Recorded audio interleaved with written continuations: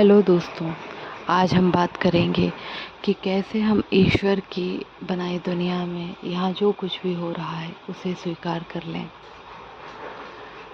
हर एक क्षण कुछ ना कुछ घटित हो रहा है। कुछ चीज़ें हमारे मन के विपरीत हो रही हैं, कुछ चीज़ें हमारे मन के हिसाब से हो रही हैं।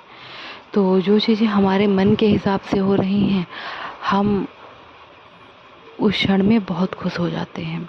लेकिन जैसे ही एक विपरीत परिस्थिति आई, जब देखा कि हमारे मन का कुछ नहीं हो रहा है, हमें दुख कष्ट होने लगे, तो फिर हम बहुत ज़्यादा विचलित हो जाते हैं, परेशान हो जाते हैं। लेकिन ऐसी स्थिति में भी ईश्वर पर दृढ़ विश्वास बनाए रखना कि जो कुछ भी हो रहा है सही हो रहा है और कहीं ना कहीं हमारे ही कल्याण के लिए ये सारी चीज़ें हो रही हैं। क्योंकि जिस पिता ने इस पूरे संसार को रचा है, उसे हर एक चीज़ पता है हमारे लिए क्या सही है और क्या गलत है।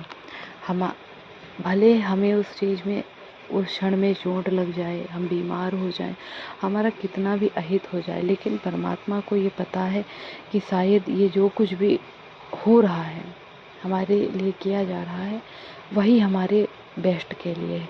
क्योंकि कभी कभी हम अपने कंफर्ट जोन से निकलते ही नहीं हैं। आराम पसंद जीवन जो हमें मिल गया, खाने को मिल गया, कपड़े मिल गए, रहने को घर मिल गया, तो हम समझते बस यही जीवन है और उसी आराम में रहते हैं। लेकिन जैसे ही परमात्मा हमें जगाना चाहते हैं, क्योंकि हम बहुत ही ज़्यादा गहन अंधकार में सोए हुए हैं और अपने जीवन के सच्चे उद्देश्य को ढूंढ ही नहीं पा रहे हैं, तो परमात्मा हमारी परीक्षा लेते हैं और हमें थोड़े थोड़े कष्ट देना शुरू करते हैं। और ये कष्ट की सीमा कोई नहीं होती, कभी कभी ये कष्ट अथाह हो जाते हैं, क्योंकि हम बच्चे भी नादान होते हैं, हम समझ नहीं पाते।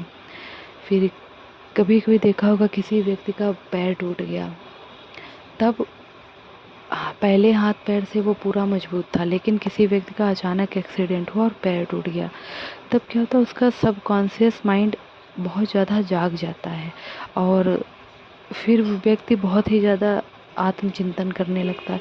तो कुछ घर पे बैठ कर के ही अपनी बुद्धि के बल पर कुछ ऐसे कार्य कर देता है जिसे किसी व्यक्ति ने शायद सोचा भी नहीं होगा। बड़े बड़े आयामों को वो हासिल करता है अपने जीवन में। बड़ी बड़ी जो भी कामयाबी हासिल करी है, उसकी नींव वो उसी मुसीबतों से ही रखता है। तो इसी प्रकार हमारे जीवन में कुछ भी परेशानी आए, तो कहीं ना कहीं परमात्मा हमें उठाना चाहते हैं, हमें जीवन के सच्चे उद्देश्यों तक ले जाना चाहते हैं। और हम हैं कि अपना जीवन इन छोटी छोटी बातों में ही व्यतीत करके रख देते हैं और समझ नहीं पाते। जब जीवन का अंत आ जाता है, तब हम सब कहीं ना कहीं बहुत ज़्यादा परेशान हो जाते हैं कि मैंने तो अपना जीवन जिया ही नहीं और ये तो सारे क्षण एक पल में ही जैसे लगा कि चले गए। मैंने किसी की सेवा की नहीं, मैंने खुद को भी नहीं पहचाना, खुद की भी आत्म शांति इस जीवन में रहकर नहीं पाई। और दोस्तों, इसीलिए हम सब लोगों को कुछ देर के लिए रोज़ प्रार्थना करनी चाहिए। प्रार्थना में परमात्मा से हमें सच्चे हृदय से जुड़ना चाहिए और प्रार्थना का ढंग चाहे जिस भी प्रकार का हो, आपके भाव सच्चे होने चाहिए। चलिए कुछ देर के लिए हम परमात्मा से इसी प्रकार प्रार्थना करते हैं। बैठ जाइए कुछ पल के लिए शांति से। आप कुर्सी पर भी बैठ सकते हैं, आप बिस्तर पर भी बैठ सकते हैं, जो भी जगह आपको सुविधा दे। बाहर के शोर हलचल को हम नहीं रोक सकते, क्योंकि ये भागती दौड़ती दुनिया में हर एक मनुष्य व्यस्त है, तो हम किसी को रोक नहीं सकते। हाँ, हम अपने मन को ही एकाग्र कर सकते हैं। बैठ जाइए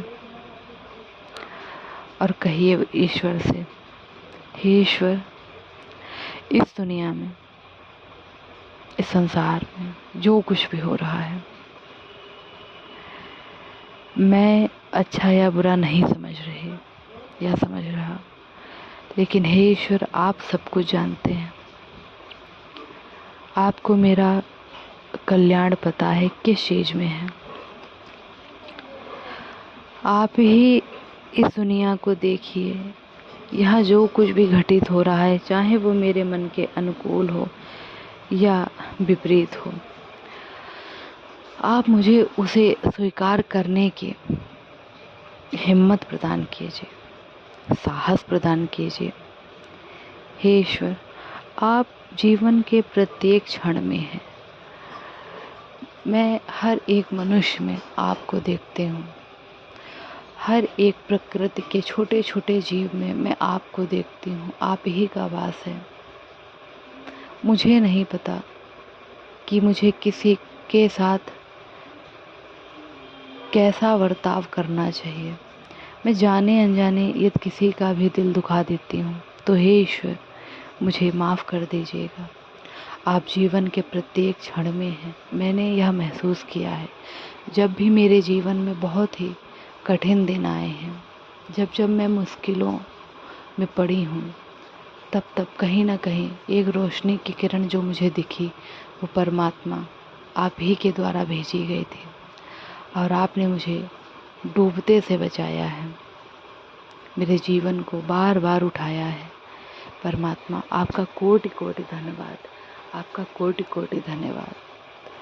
हे ईश्वर, मुझ में बल, साहस, हिम्मत, ताकत भर दीजिए। सबके प्रति मेरे हृदय में प्रेम हो,